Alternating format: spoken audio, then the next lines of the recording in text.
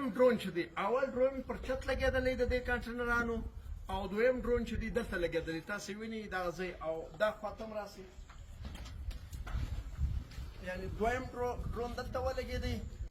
السلام علیکم قدرمنو، زه ګلستان راغلی یم. نو دا چې دی د مرکو د جرګو سړی قومي مشر دی قدرمن حاجي فیض الله خان غیبزی، دا د ده کوټه ده. دلې چې دی مطلب خلک راځي، سپین ږیري راځي، جوړ روغې غم شادي چې کله یو فیصله یې د دوو قومونو د دوو انسانانو مابین کې وروغه مرکه یي نو هغه دلې کېږي. دا ځای چې دی د دې مشر چې دی دلې هغه سنم عبدالخیر دی. هغه چې دی دفتر دی د دې کښېني نو دوه ورځې مخکې چې و دلې په دغه ډرون ولګېدله. 2 ورځې مخکې په 3 بجې لاس بالا د ټیم زه په ځای کوم دغه ځای کې نه د کور د دفتر کوم نو دفتر کې موږ د دې بانډار کوي دغه سم آباد رب وشو چې راووتو په کاکنر لمبې ګرځېدل یا ملګرو موږ سره وکړو د باندې راووتو نو بیا د دې سره و دغه باوجود یو نیم ساعت ما بعد بل ډرون راغی نو بل ډرون هم بېرته کاکنر کې وشته نو بل ډرون هم سره راغلی مشکل دا مشکل باید خلک دا زموږ وطن دی دا د خان اکا دی د خان اکا د وطن خان دی پلار خان و دی خان و نیکه خان دی دا ګرد علاقې وطن ته معلومه ده دلته چې څه جوړ وي روغ وي فیصلې کېږي راځي زموږ دفتر ته چې هر څوک مظلوم یې چې بغاره وکړي د موږ پرې راځي دغه مظلوم ناره بیا موږ اورو دلته خو سرکار دونه نشته هره خبره یې در خانه پرې رارسېږي بیا دا علاقه دا وطن ټول د خان د حفیظ الله خان عزیزان دي چې هره خبرې در هغه پرې راځي دغه دفتر موږ د دې خلکو دپاره جوړ کړي د عوام د دې وطن د ولس د خدمت لپاره دوی به راځي د حفیظ الله خان اکا سره خپل مشکل شریک هغه یې مشکل ورالی دفتر به د ښکاره کړو په دې کې څوک دلته شته نه ګر موږ خپل خلک د کلي خلک دا خلک سره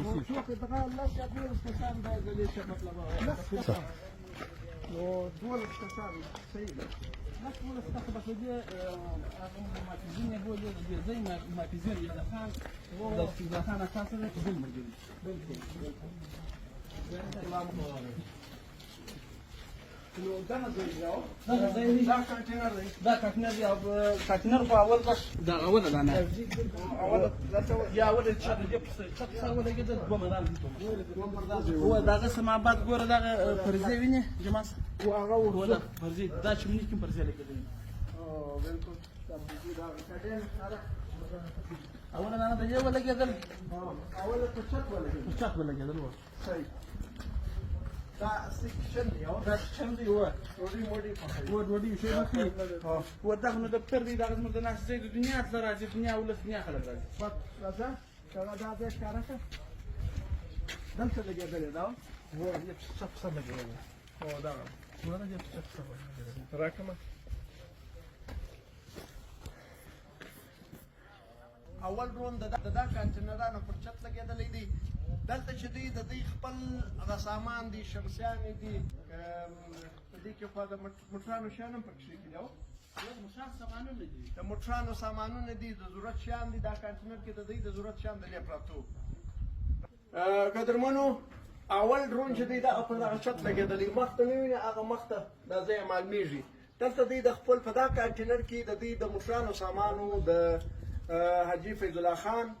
غیبزي د موټرانو سامانو د ضرورت سامان دلته ایښی و تاسې وینئ دا ټول ځای دا کانټینر چې دا ما خیال کم از کم یو 50 فوټه به دا رقم یې هو دا 40 فوټه دی 40 فوټه اوږد دی 2 دانې دي هو 2 دانې او 50 فوټه به دی یا 10 فوټه دی